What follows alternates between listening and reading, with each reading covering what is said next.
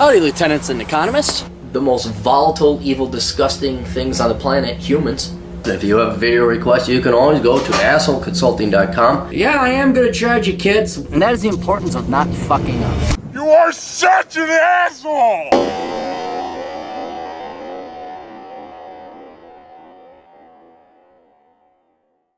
Can't believe I'm gonna be the good guy on this one. But it's a sign of the times when the world's only professional asshole is the good guy.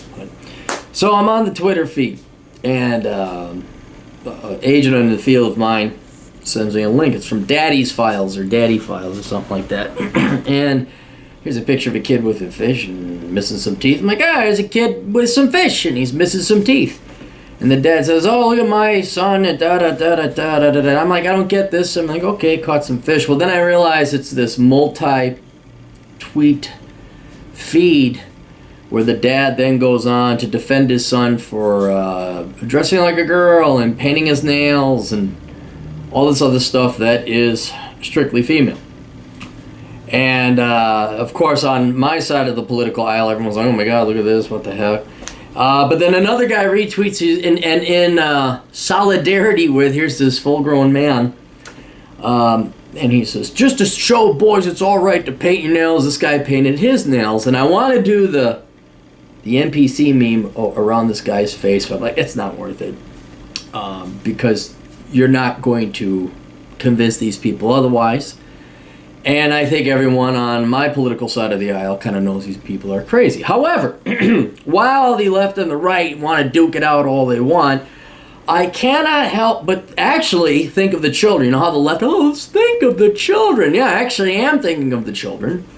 And I'm realizing that we need to convey a lesson to people on the left that your politics are not more important than your children. And that's basically all that is. I mean, this dad put this kid's face up there and this whole screed and thing about it. The kid was painting his nails and all this other stuff with absolutely no consideration as to what it's going to do to the kid today in school, let alone do to him in the future in terms of embarrassment. But even worse than that, it is painfully obvious that the dad loves himself via his politics more than the child. And we see this where the extreme example is where every once in a while some infant of vegan parents will die because the vegans don't believe in giving the kids protein or milk or whatever, and they feed on a thing of soy milk or almond milk or whatever, and then the kid dies. Once again, very painfully obvious. Thankfully, we'll arrest those people, but other than that, you're fine. But very painfully obvious where the parents put their politics ahead of their children. A more recent and tragic example where there's very bad costs and consequences of this is where that poor kid in Denver, who at the age of 9 concluded he was gay.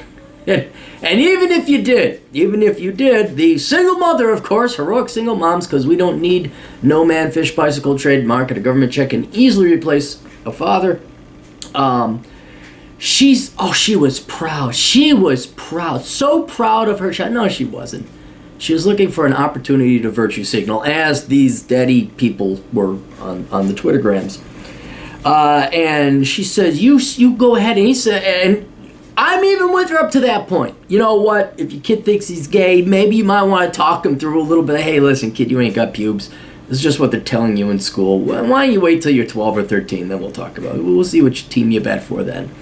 But then when he says, I want to come out as gay in the 4th grade, that's when it helps to have a real dad around, not painting his nails. You do whatever you want. That's what helps to have a father around and not a government check. And the mom goes, whoa, hang on, no, hang on. You have every right, fine. I'll love you no matter what. But you ain't mentioning that in the 4th grade. Well, the kid unfortunately did, and surprise, surprise, kids picked on him. Tortured him and harassed him. Well, not physically tortured him, but picked on him, bullied him. And then unfortunately the kid killed himself. I forget the kid's name, but very sad and tragic. But if you saw the interview, not only was the mom just rushing to virtue signal how great and open-minded of a mother she was, if you watch the video of how excited she is that the video camera is on her and that shit, it is very painfully obvious that these people do not love their children as much as they love their politics. Now, I think everything is pretty much fair game, especially when you're an adult, but I am asking those of you on the left to please leave the children out of it. You know, like they had the Chelsea Clinton thing, and the Republicans were picking on Chelsea, and the Democrats had every right to say, hey, leave the kids out of it, and that's absolutely fair game. I think the Obama daughters were left alone, thankfully. So there's like, kids are, they're off limits. You leave the kids alone. I'm kind of asking that you do the same thing, not with kids in general, but your own kids. Let them be kids.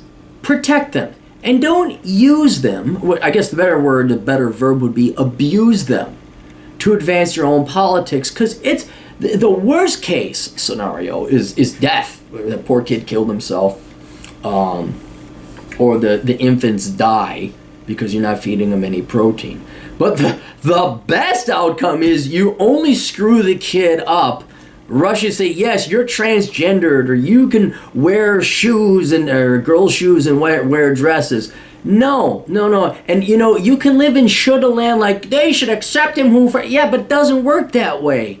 It does not work that way. Not everybody is as enlightened as you are, or as intelligent or open-minded. And when you ship your kid off into the real world, some parents, and you can call them heathens, you can call them bigots, you could call them closed-minded fools. Some of the people out there are still raising their kids as boys and girls. And boys or girls is not going to matter. You put a kid at 9 years old, and he's a kid and he's wearing a dress, those kids are going to come down on him. And unless you have a one-on-one student-teacher ratio, and the teachers are eye-hawking the kids the entire time, that kid is going to get it. I mean, he is going to get it from every kid, and they're going to pick on him relentlessly. But you know what? It's more important that you feel good about yourself and you can masturbate to your politics, because it's only your kid. Okay. So I just want to point out, you guys are despicable because you love politics more than your actual child. It's disgusting. It's an insult to humanity. I mean, I thank God I don't have kids. Thank God. But I'm just using these guys as examples. The vegan parents where the kid dies, the poor kid in Denver, the daddy files. I know I'm not going to convince you because you're so beyond reason and rationalization that you love politics more than kids. You can't argue, you can't reason with anybody like that.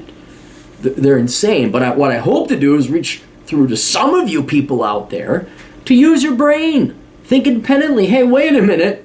My kid just came up to me and said he's gay. Well, he's 6. Well, I know the teachers in the schools all said that I should be able to, hang on, I actually love my kid, and for once I'm going to grow up here and say, no, kid, look, you're not gay, all right? Number one, you wouldn't even be straight. At 6, you should be playing with frogs and grabbing snakes and putting it in Susie Jones' locker or something, desk. Yeah, in first grade you got desks.